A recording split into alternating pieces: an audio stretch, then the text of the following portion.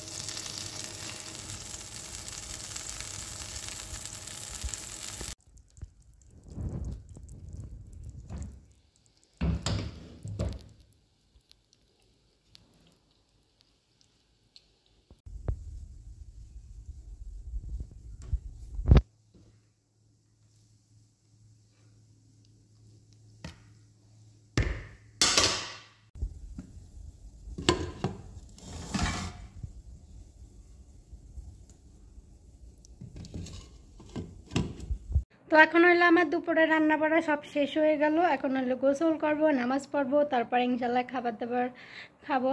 আর ভিডিওটা ভালো লেগে থাকলে অবশ্যই বন্ধুরা সাবস্ক্রাইব করতে কিন্তু একদমই ভুলবা না। তো সবাই ভালো থাকবেন। তো আজকের মতো আল্লাহ হাফেজ।